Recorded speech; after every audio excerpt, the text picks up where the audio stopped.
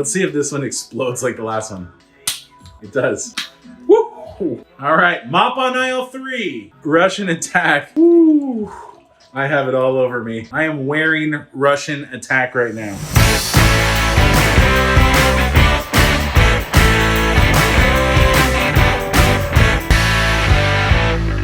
I'm starting to feel the heat in the belly. You know, it's kind of like starting the fire. I got the wood rubbing together, and we're gonna, you know, light a match and start that fire up next because we're moving into a bourbon barrel aged Russian Imperial Stout. Russian Attack. This is the 3rd vintage of this beer. Complete new design. So if you see this beer and you're like, that doesn't look like Russian Attack, it's the same beer. This is just a brand new package for it. It looks completely different and I like it. Again, Brian Halter, killing the design. So yeah, let's get into this beer a little bit. We have a 12.5% stout, and this is blended. So I know in years past, they did the bourbon barrel aged Russian Imperial Stout that they blended with some fresh stout to kind of, you know, round things out and kind of freshen things up a little bit, give it a little bit more character, a little bit more freshness. This one, they blended even more. So 67% Russian Imperial Stout, 16.5% Imperial Stout, and then 16.5% English Barleywine. So we got a nice little blend here. And let's see, let me go through some of what Kip sent me. So we have a smoothly decadent ganache with pleasant edges of bittersweet baker's chocolate. He's gonna give me the aromas right now. I'm gonna crack it open and then read them to you. Let's see if this one explodes like the last one. It does. Woo! All right, mop on aisle 3. And my wife is like, dude, you're an idiot. So, Russian Attack. Woo! I have it all over me. I am wearing Russian Attack right now. This is a extremely dark beer with a nice dark brown head. Very frothy. It's hanging on for a sec here and really nice nose. Oh man, it's all over my hands. Sorry, I just dug into it because I had to.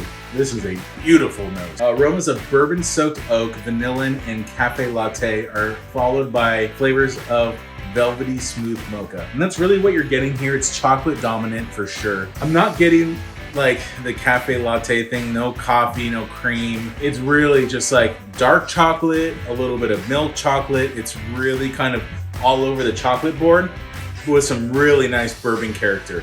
The bourbon soaked oak is right on point. Where on the last beer I was like, hey, give me a little bit more bourbon here. This beer steps in and says, here we go.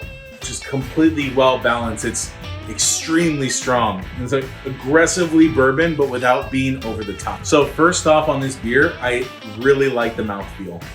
I think with some of these beers, they can get a little bit of like really thick and syrupy. And this beer really kind of keeps it drinking silky.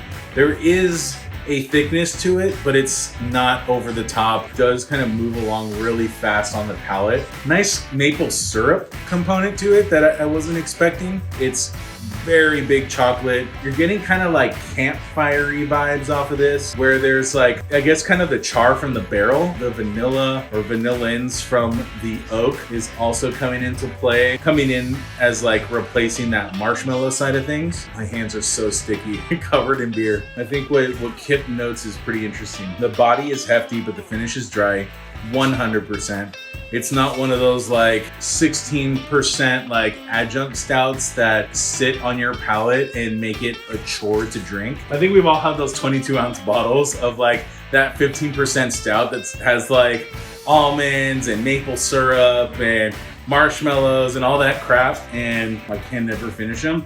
This beer, it drinks hefty, but it drinks dry. So I really like what Kip's saying on this. Dog is looking up the beer. And then he says, previous years had Russian Attack on the rougher side, but the addition of a bigger stout and barley wine have rounded out the rough edges. Really appreciate this Russian Imperial Stout from LA Illworks. This is really good. But if I'm going dark, this is usually what I'm looking for. It's got that deep chocolate sweetness that you want, a little bit of dark chocolate bitterness as well, and just a really nice balance overall. I'm giving my recommendation right now. This is what I would go for. This is a great beer.